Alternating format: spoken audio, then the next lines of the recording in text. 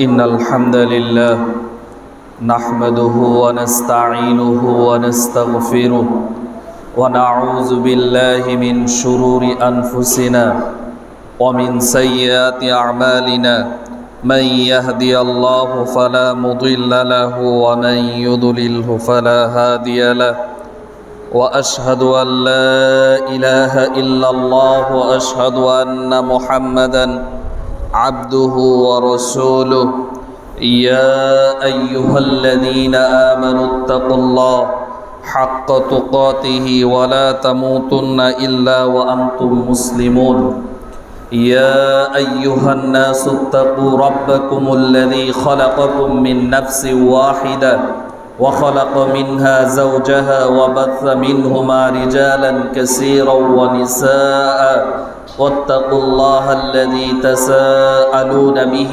والأرحام إن الله كان عليكم رقيبا يا أيها الذين آمنوا اتقوا الله وقولوا قولا سديدا يصلح لكم أعمالكم ويغفر لكم ذنوبكم ومن يطع الله ورسوله فقد فاز فوزا عظيما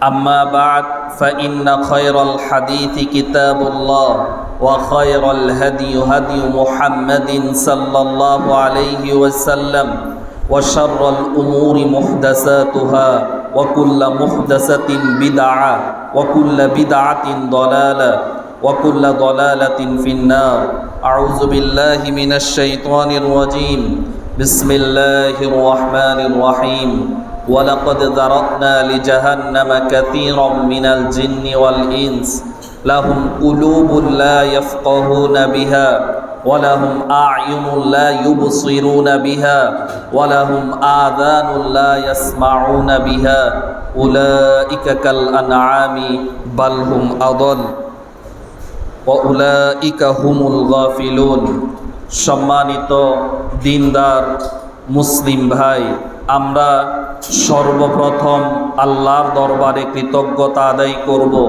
যে আল্লাহ সুবহানাহু ওয়া তাআলা আমাদেরকে মসজিদে এসে খতিব সাহেবের খুতবা শোনার তৌফিক দিয়েছেন।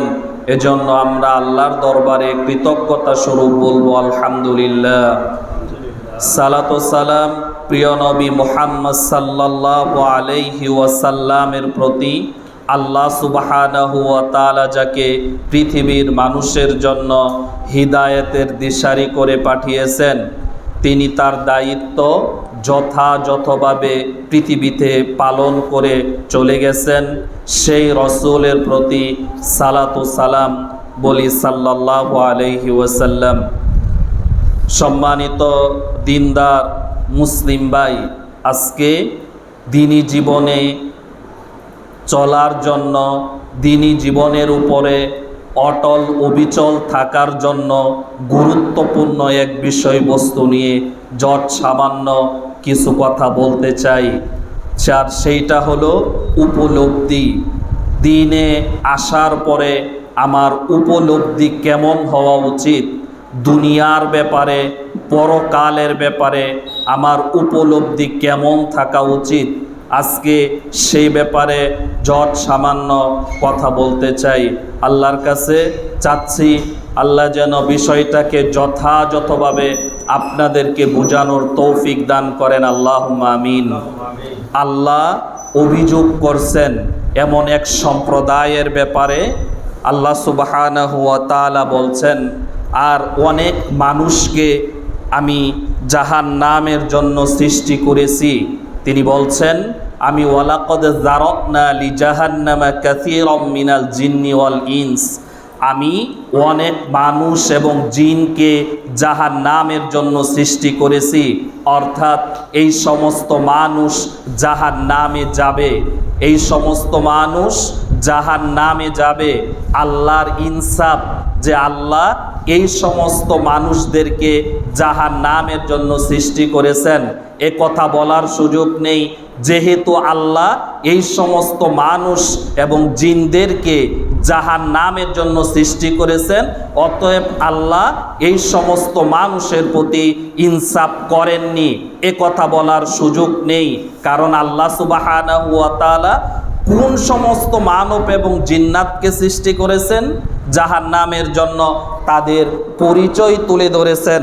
আল্লাহ বলেছেন, এমন মানুষ, এমন জিন যাদের অন্তর আছে, অন্তর দ্বারা তারা বুঝে না। বলছেন লাহুম কুলুবুন লা ইয়াফকাহুনা বিহা, তাদের অন্তর আছে কিন্তু অন্তর দ্বারা বুঝতে চেষ্টা করে না। বলছে ওয়ালাহুম আ'য়ুনুন লা ইউবসিরুনা বিহা, তাদের চোখ আছে তারা দেখে না।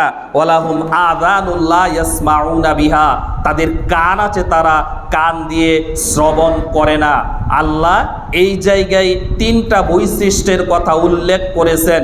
এই তিনটা বৈশিষ্ট্য যেই সমস্ত মানব এবং জিন্নাতদের মধ্যে বিদ্যমান থাকবে, আল্লাহর ঘোষণা হচ্ছে আল্লাহ এই সমস্ত মানব এবং জিন্নাতদেরকে জাহান্নামের জন্য সৃষ্টি করেছেন। তার মানে কি এদের অন্তর নেই? অন্তর আছে। তারা অন্তর দ্বারা কি বুঝে না? পরকালকে বুঝে না।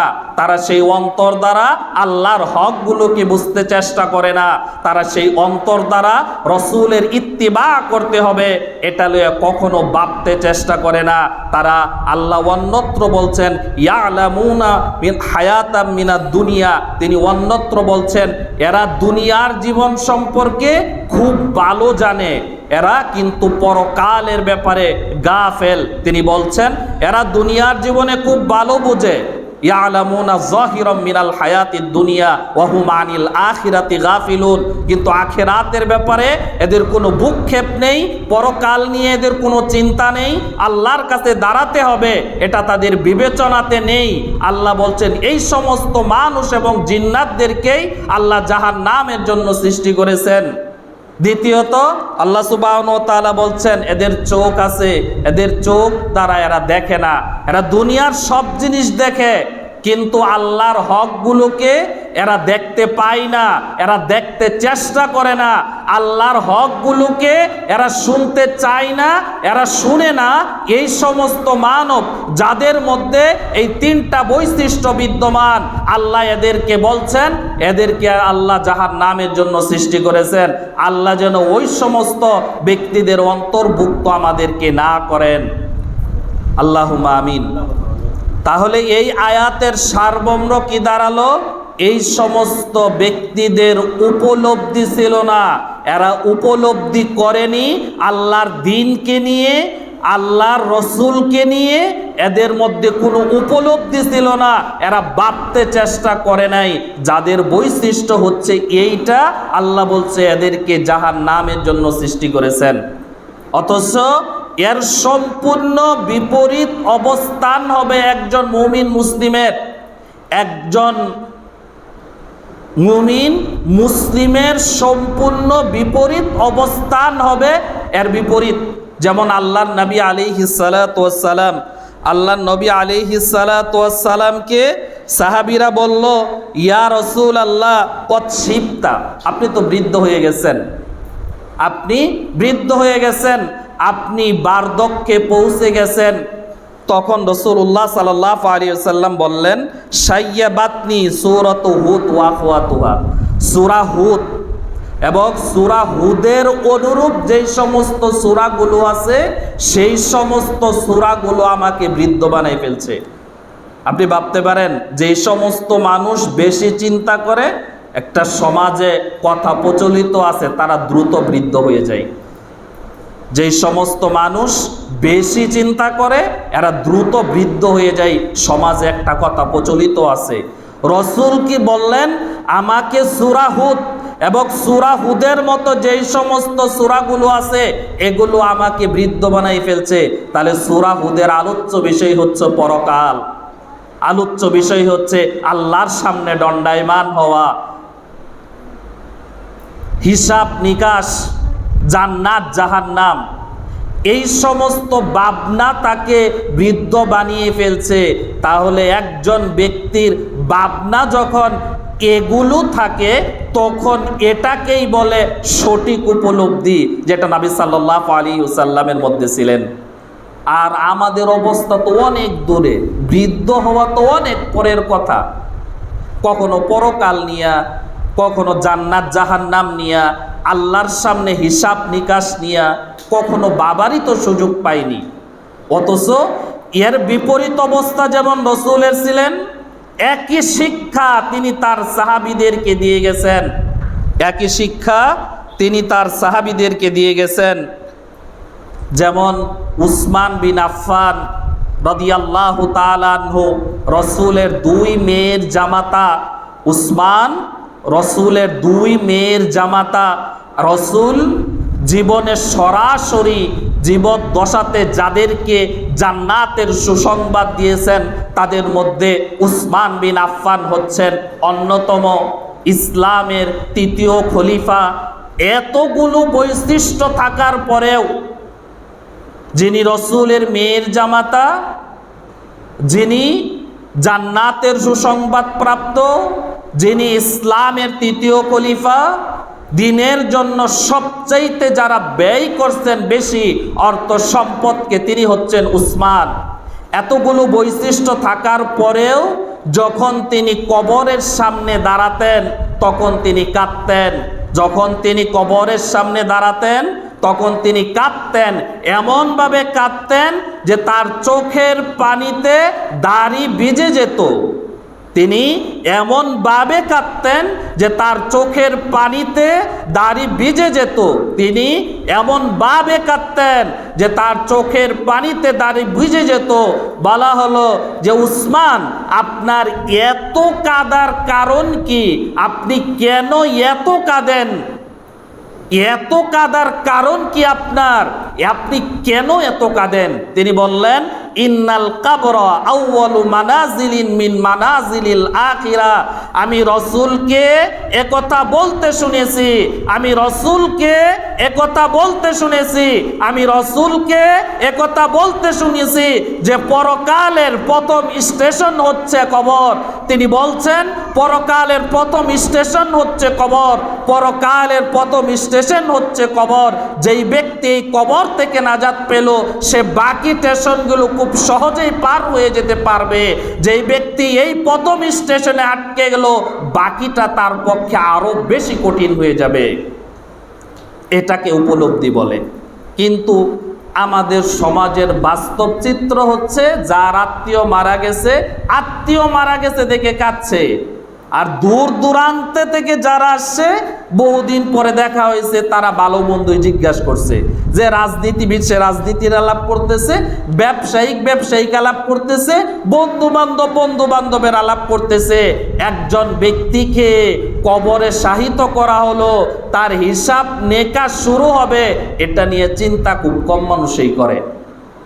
তাই দেখা যায়, আমাকে একজন বলতেছে, এটা কেমন হলো ভাই বলেন তো আহলে হাদিস সমাজে কি হয়েছে? বলছে কবর খুঁড়তেছে, আবার বিড়িও খাইতেছে। কবর খুঁড়তেছে, বিড়িও খাইতেছে। এই হলো উপলব্ধি। গেছে নির্বাচন সামনে নিয়ে আলাপ শুরু করছে, কবরের মধ্যে দাঁড়ায়। এই উপলব্ধি দ্বারা দিনের পথে চলা যাবে না, দিনের পথে আসা যাবে না, মৃত্যু অবধি হিদায়াতের উপরে থাকা যাবে না।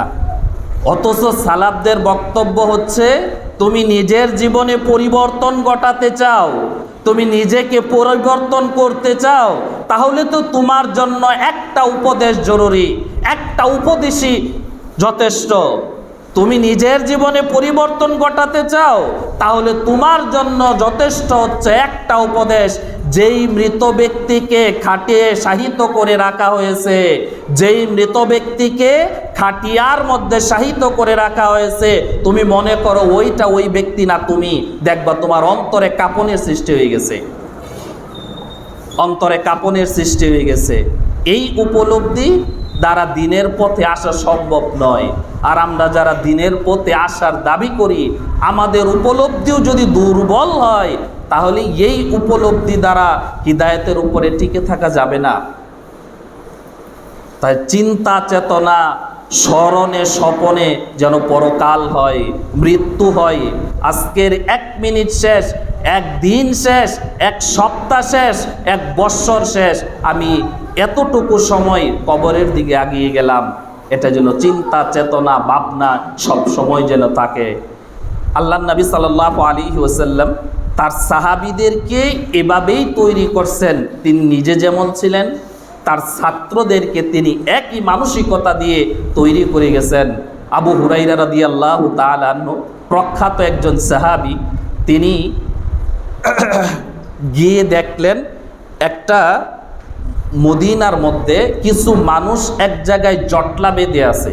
তিনি প্রখ্যাত একজন তাবিঈ, তিনি যেয়ে দেখলেন মদিনাতে জটলা বেঁধে আছে কিছু মানুষের। বলল যে কে এ জায়গায়? বলল এ জায়গায় যিনি আছেন, যাকে কেন্দ্র করে মানুষের ভিড় লেগে আছে, জটলা বেঁধে আছে, তিনি হচ্ছেন আবু হুরাইরা।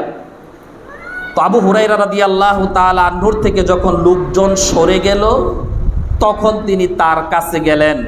ওই তাবি যে বললেন, আপনি আমাকে একটা হাদিস শোনান, যেই হাদিসটা আপনি রসুলের থেকে শুনছেন এবং বুঝছেন। আপনি আমাকে এমন একটা হাদিস শোনান যেই হাদিসটা আপনি রসুলের থেকে শুনছেন এবং বুঝছেন। তখন আবু হুরাইরা রাদিয়াল্লাহু তাআলা আনহু একটা হাদিস বর্ণনা করবেন। একটা হাদিস তিনি বর্ণনা করবেন, শুরু করবেন, শুরু করার আগেই তিনি বেহুশ হয়ে গেছেন। তাহলে এই হাদিসটা শত মানুষ পড়ছে, এই হাদিসটা প্রত্যেক মাদ্রাসায় দারতাদরিস দেওয়া হয়, এই হাদিসটা অসংখ্যবার মেম্বার থেকে প্রতিধ্বনিত হয়েছে, কিন্তু কাউকে সামান্য বিচলিতও করেনি। কিন্তু আবু হুরাইরা ওই একই হাদিস বর্ণনা করতে যেয়ে 3 বার বেহুশ হয়েছেন। তিনি হুশ ফিরে এসে বললেন, আল্লাহর নবী তার ঘরে আমাকে এই হাদিসটা বর্ণনা করছে। তিনি আবার বেহুশ হলেন। এভাবে 3 বার হওয়ার পরে তিনি হাদিসটা বর্ণনা করলেন। কোন হাদিস? বলছেন, আল্লাহ কিয়ামতের দিন সর্বাগ্যে সর্বপ্রথম 3 শ্রেণীর মানুষের বিচার করবেন। আল্লাহ সর্বপ্রথম কিয়ামতের দিন 3 শ্রেণীর মানুষের বিচার করবেন। আল্লাহ কিয়ামতের দিন সর্বপ্রথম 3 শ্রেণীর মানুষের বিচার করবেন। তার মধ্যে প্রথম হচ্ছেন কারি সাহেব। বিগত জুমায় বলছিলাম, কারি সাহেব। কারি সাহেবকে ডেকে বলবেন, কারি সাহেব, আপনাকে উমুক উমুক উমুক উমুক নিয়ামত আমি তো দিয়েছিলাম, আপনার প্রতি আমার এই এই এই এই নিয়ামত ছিল। আল্লাহ কারি সাহেবকে তার নিয়ামতের কথা স্মরণ করিয়ে দিবেন। কারি সাহেব স্মরণ করতে পারবে। কারি সাহেবকে আল্লাহ সুন্দর একটা মস্তিষ্ক দিয়েছিলেন, কারি সাহেবকে সুন্দর একটা কণ্ঠ দিয়েছিলেন। নিয়ামত স্মরণ হবে কারি সাহেবের, তখন আল্লাহ তাকে পাল্টা প্রশ্ন করবেন, এই যে নিয়ামতগুলো যে দিয়েছিলাম, এই নিয়ামতের বিনিময়ে আপনি কি করেছেন? তোমার করণীয়টা কি ছিল? তুমি কি করেছিলে? উল্লেখ্য, নিয়ামত প্রাপ্তির পরে শুধুমাত্র আলহামদুলিল্লাহ বলে দেওয়াটাই নিয়ামতের শুকরিয়া নয়। নিয়ামত প্রাপ্তির পরে শুধু আলহামদুলিল্লাহ বলে দেওয়াই নিয়ামতের শুকরিয়া নয়। নিয়ামতের শুকরিয়া হচ্ছে আল্লাহ যখন যাকে যেই নিয়ামতটা দান করেন, সেই নিয়ামতটাকে আল্লাহ যেই পথে খরচ করতে বলছেন, সেই পথে খরচ করার নাম হচ্ছে আল্লাহর প্রতি কৃতজ্ঞতা। বুঝাইতে পারি নাই? কোনো ব্যক্তির ছেলে হয়েছে, মাশাআল্লাহ, এখন সারা এলাকাতে মিষ্টি খাওয়াইছে, কিন্তু ছেলেটাকে এমন প্রতিষ্ঠানে শিক্ষায় শিক্ষিত করছে যেই জায়গায় নাস্তিকতাবাদকে শিক্ষা দেওয়া হয়, যে জায়গায় সমকামিতা শিক্ষা দেওয়া হয়। এক কথায় উম্মার আলেমদের ইজমা আছে, উম্মার আলেমদের ইজমা আছে, যদি কোনো ব্যক্তি ধর্মহীন প্রতিষ্ঠানে কোনো সন্তানকে পড়ায়, যে জায়গাতে ধর্মহীনতাকে শিক্ষা দেওয়া হয়, বলছে ওই ব্যক্তি কাফের হয়ে যাবে। কিন্তু সন্তান কেমন প্রতিষ্ঠানে দিছে, যেই প্রতিষ্ঠানে ধর্মহীনতা শিক্ষা দেওয়া হয়। কিন্তু যখন ছেলে হয়েছে তখন তো সকলকেই মিষ্টি খাওয়াইছিল, এটা কি আল্লাহর প্রতি শুকরিয়া হয়েছে? হয় নাই।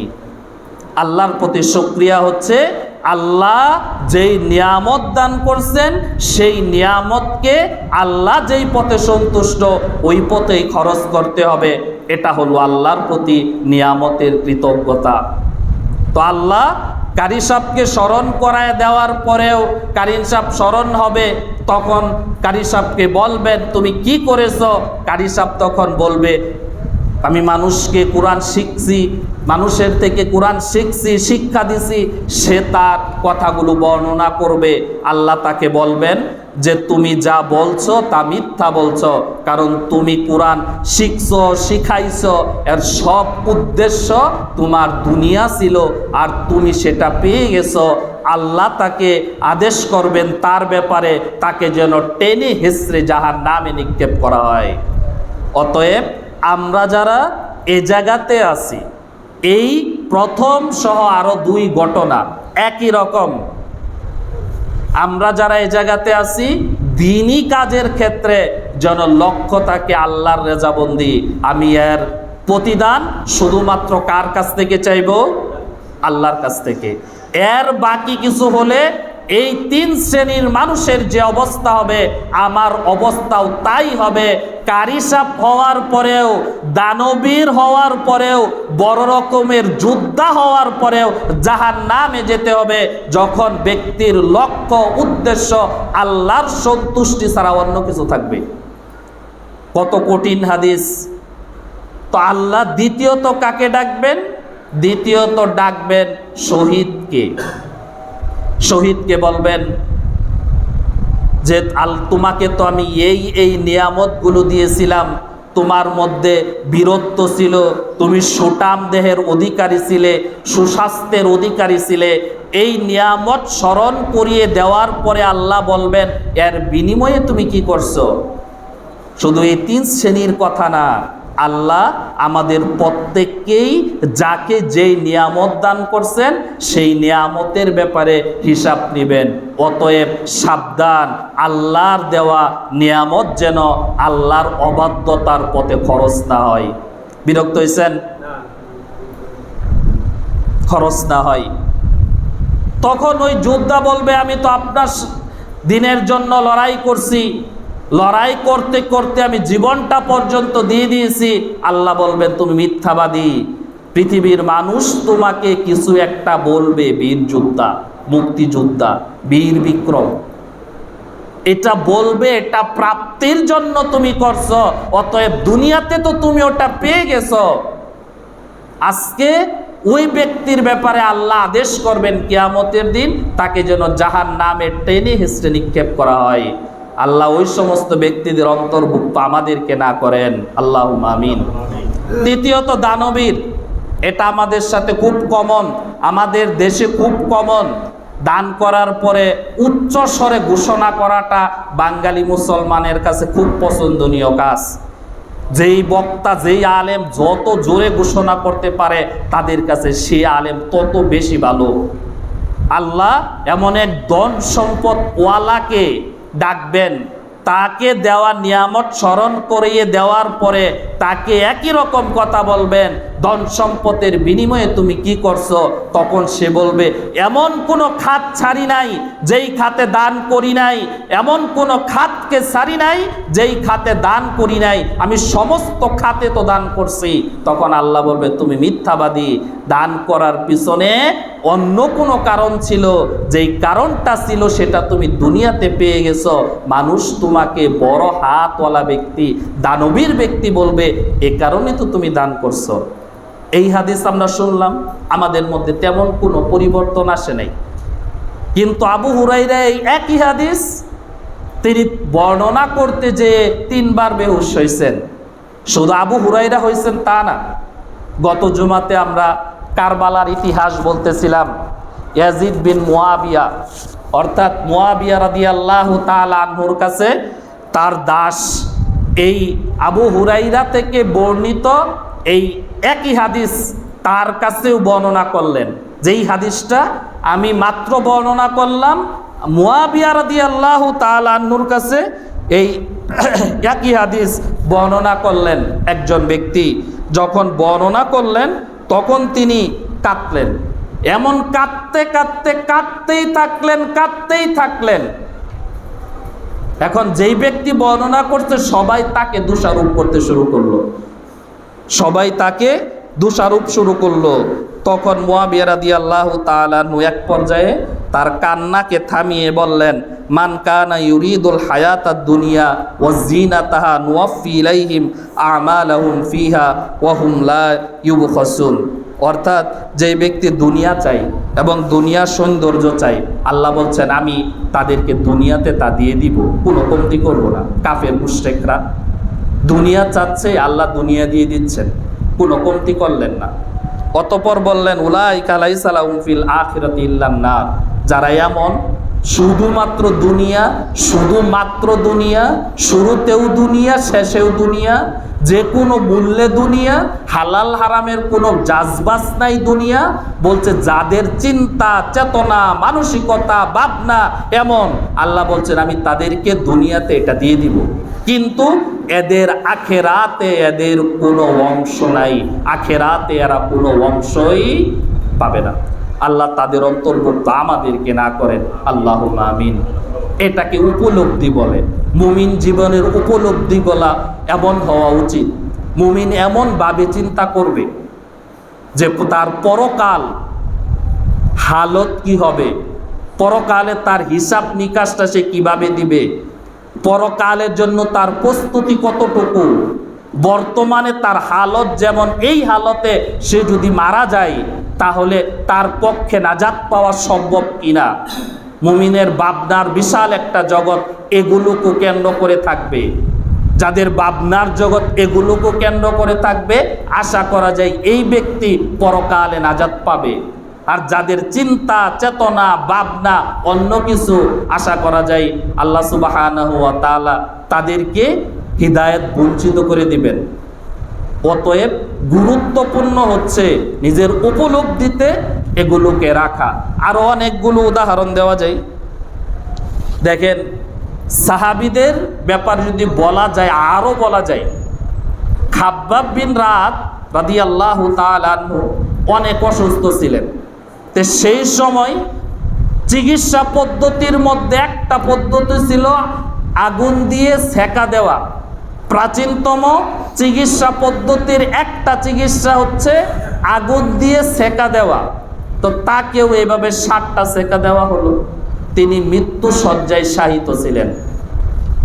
যখন তিনি মৃত্যু শয্যায় শায়িত ছিলেন, তখন তিনি এক পর্যায়ে বললেন, আমি রাসূলুল্লাহ সাল্লাল্লাহু আলাইহি ওয়াসাল্লামের সাথে আমার নিজেকে এরূপ অবস্থায় পাইছি।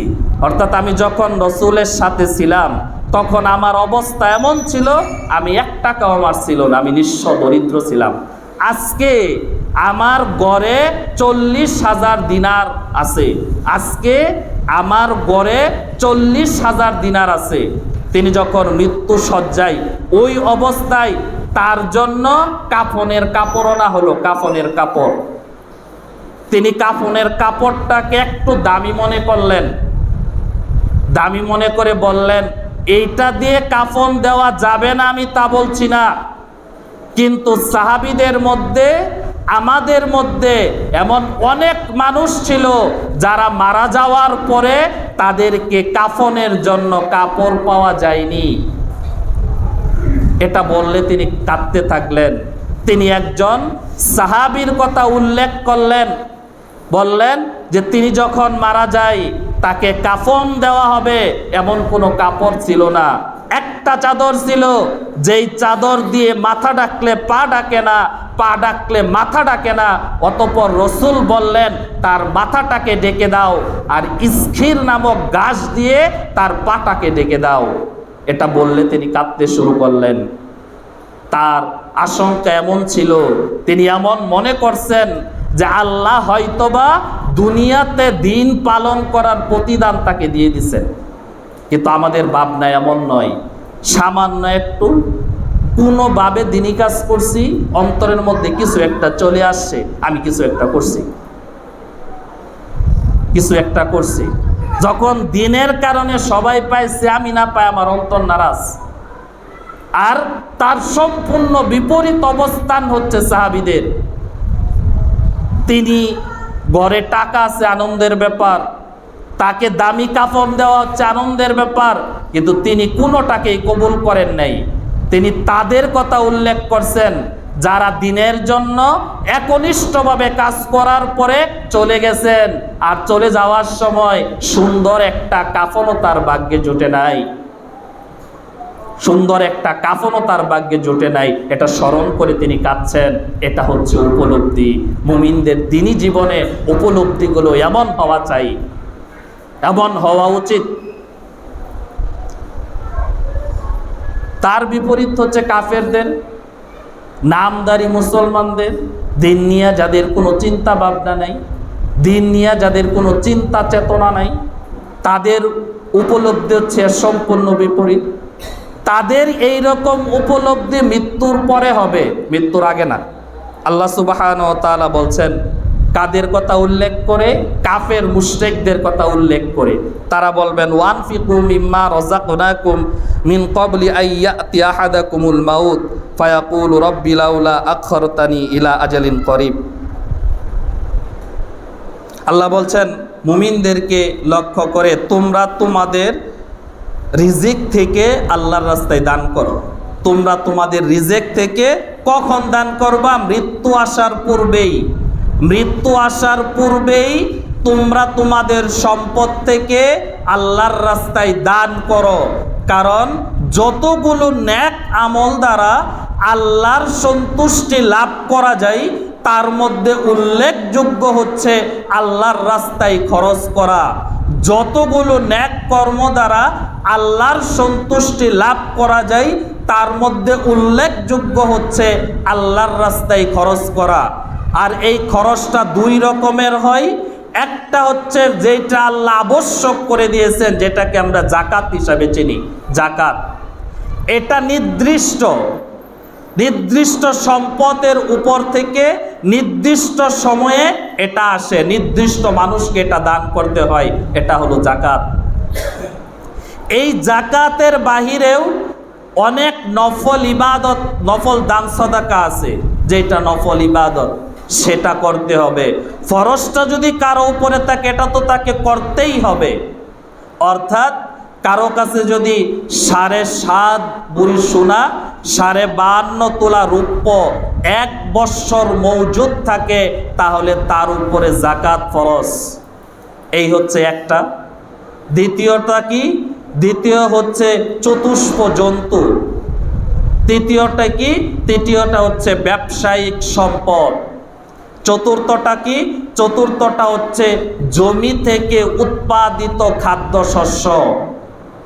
আমাদের দেশে উল্লেখযোগ্য 3টা পাওয়া যায়, তার মধ্যে সোনা রূপা। কারো কাছে যদি 7.5 ভরি সোনা, 52.5 তোলা রূপ্য থাকে, 1 বৎসর ওই সম্পদের উপর দিয়ে অতিবাহিত হয়, তাকে শতকরা 2.5 টাকা করে যাকাত দিতে হবে। আমাদের দেশে যেইটা নাই, সেটা হলো মাঠে চড়ে খায় এমন পশু নাই। এটা আরব বিশ্বে আছে, এটার উপরে যাকাত আসে। এখন প্রশ্ন হলো যে কারো কাছে সোনা রূপা নাই, কিন্তু 7.5 ভরি সোনা, 52.5 তোলা রূপের অর্থ তার কাছে জমা আছে। এখন তাকে ওই টাকার উপরে যাকাত দিতে হবে। 7.5 ভরি সোনার টাকা আছে, 52.5 ভরি রূপার টাকা আছে, আর ওটার উপর দিয়ে 1 বৎসর অতিক্রম করছে, তাকে যাকাত দিতে হবে। ঠিক তদ্রূপ সোনা রূপার যতটুকু টাকা তার ব্যবসায়িক ততটুকু টাকা আছে, ওই ব্যবসার টোটাল সম্পদ হিসাব করে তাকে যাকাত দিতে হবে। যদি সে না দেয়, কিয়ামতের দিন তার জন্য ভয়াবহ শাস্তি অপেক্ষমান। তার ওই সম্পদ বিষাক্ত সাপের আকৃতি ধারণ করবে এবং তাকে দংশন করতে থাকবে। উল্লেখ্য, জমিন থেকে যেই খাদ্যশস্য উৎপাদিত হয়, সেই খাদ্যশস্যের জন্য 1 বৎসর হওয়া শর্ত নয়। জমিন থেকে যেই খাদ্যশস্য উৎপাদিত হয়, সেই খাদ্যশস্যের জন্য 1 বৎসর হওয়া শর্ত নয়। যখন উৎপাদিত হয় তখনই দিতে হবে। এখন প্রশ্ন হলো কতটুকু হলে দিতে হবে? এটা হলো প্রশ্ন। বলছে 18.5 মণ। এমন খাদ্যশস্য যেগুলোকে গুদামজাত করে রাখা যায়, অর্থাৎ যেগুলোকে গড়ে রিজার্ভ করে রাখা যায়, নষ্ট হয় না। এই সমস্ত খাদ্যশস্য যদি উৎপাদিত হয় 18.5 বা 19 মণ, তাহলে তাকে দিতে হবে, যদি বৃষ্টির পানি দেওয়া হয় তাহলে 10 ভাগের 1 ভাগ। আর যদি এটা নিজের সেচ দিয়ে হয় তাহলে এই জায়গায় 10, কি বললাম, যদি এটা বৃষ্টির পানিতে উৎপাদিত হয় তাহলে 10 ভাগের 1 ভাগ, আর সেচ দিয়ে উৎপাদিত হলে 20 ভাগের 1 ভাগ। আমাদের দেশে মানুষ সোনার উপরও জাকাত দেয়, ব্যবসায়ীরাও জাকাত দেয়, কিন্তু জমিন থেকে যেই খাদ্যশস্য উৎপাদিত হয় এই খাদ্যশস্যের জাকাত দেয় না। এটাও ফরজ, আপনাকে মনে রাখতে হবে। কিন্তু যারা দেয় তারা নফল হিসাবে দেয়। মসজিদ মাদ্রাসা থেকে গেছে, মসজিদ মাদ্রাসাতে কিছু দিয়ে দেয়, এভাবে দিলে তার জাকাত আদায় হবে না। জাকাত দিতে হয় 8টা নির্দিষ্ট খাত আছে, ওই 8টা খাতে ওই জাকাতটা দিতে হবে। আমাদের দেশে এই জাকাতকে উসর হিসাবে নামকরণ করা হয়েছে। অবশ্যই এটা ফরজ বিষয়, অবশ্যই এ ব্যাপারে আপনাকে মনোযোগী হতে হবে। আল্লাহ সুবহানাহু ওয়া তাআলা কুরআনুল কারীমে এটাই বলছেন, তোমরা আল্লাহ তোমাদেরকে যা দান করছে তা থেকে তোমরা আল্লাহর পথে খরচ করো। কখন? তোমাদের কারো কাছে মৃত্যু আসার পূর্বেই। বিরক্ত হয়েছেন? আল্লাহ সুবহানাহু ওয়া তাআলা বলছেন, ফায়াকুল রব্বি লাউলা আখরতানি ইলা আজালিন কারীব। এক শ্রেণীর মানুষ বলবে, আল্লাহ আমাকে একটু সুযোগ দেন, আমাকে একটু সুযোগ দেন, ফাআসাদদাকা ওয়া আকুম মিনাস সলিহিন। আমি কিছু ভালো কাজ করব, আমি কিছু দান সদকা করব, দান সাদাকা করে ভালো মানুষ হয়ে যাব। এটা কাদের উপলব্ধি? খারাপ মানুষদের উপলব্ধি। মৃত্যুর পরে সব কিছু দেখার পরে যাদের উপলব্ধি ফিরে আসবে, তখন আল্লাহ সুবহানাহু ওয়া তাআলা বলবেন, না, এখন আর ফিরে যাওয়ার সুযোগ নাই। উল্লেখ্য এই জায়গায় 2টা জিনিস সে উল্লেখ করছে। 1 নাম্বার হচ্ছে সাদাকা করা, 2 নাম্বার হচ্ছে ভালো মানুষ হওয়া। সালাত আদায় করার জন্য সময়ের দরকার, যাকাতের জন্য সময় সম্পদের পরিমাণের দরকার, হজের জন্য সময় সম্পদের দরকার। কিন্তু সাদাকা এমন ইবাদত, এটা যে কোনো সময়েই করা যায়। অতএব সেজন্য বলছে, আল্লাহ আমাকে সুযোগ দেন, আমি সাদাকা করি, সাদাকা করে ভালো মানুষ হতে পারি, যেন ওয়াকুম মিনাস সলিহিন, যেন সলিহিন হতে পারি। আল্লাহ বলবেন এখন আর ফিরে যাওয়ার সুযোগ নাই। তাহলে ওই উপলব্ধিটা দুনিয়ার জীবনে বেঁচে থাকতেই নিয়ে আসতে হবে। আল্লাহ সুবহানাহু ওয়া তাআলা আমাদের সকলকেই তৌফিক দান করেন, বলেন আল্লাহুম্মা আমিন। যা বললাম সর্বাগ্যে আমাকে, তারপরে আপনাদেরকে আমল করার মতো তৌফিক দান করেন, বলেন আল্লাহুম্মা আমিন। সুবহানাকাল্লাহুম্মা ওয়া বিহামদিকা আশহাদু আল্লা ইলাহা ইল্লা আনতা আস্তাগফিরুকা ওয়া আতুবু ইলাইক।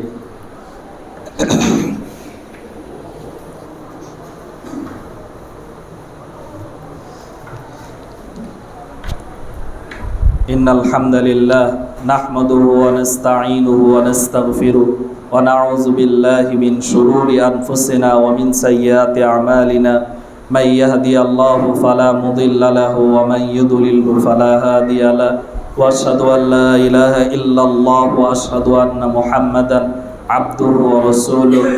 সম্মানিত দিনদার মুসলিম ভাই, আমাকে বিগত জুমাতে একজন ব্যক্তি বলল আমি যেন এই কথাটা বলি আপনাদেরকে, আপনারা যারা এই মসজিদে আসেন তারা একটু আগে আগে আসতে চেষ্টা করবেন।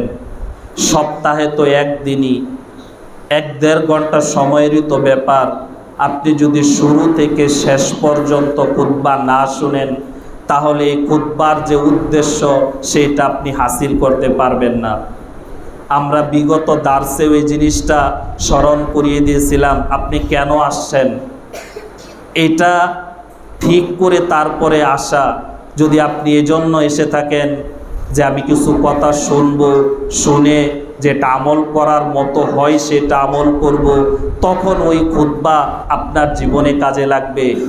কিন্তু আপনি আপনার বিগত দিনের খুতবাগুলোর দিকে তাকিয়ে দেখেন, 1 বছর হিসাব করেন একটা আমল আপনার মধ্যে আসছে কিনা। এমন শত মুসলিম পাওয়া যাবে সে 40, 30, 20 বৎসর যাবৎ আসতেছে, খুতবা শুনতেছে, কিন্তু ওই খুতবা থেকে সে একটা শিক্ষা তার জীবনে নিতে পারেনি। আছে না?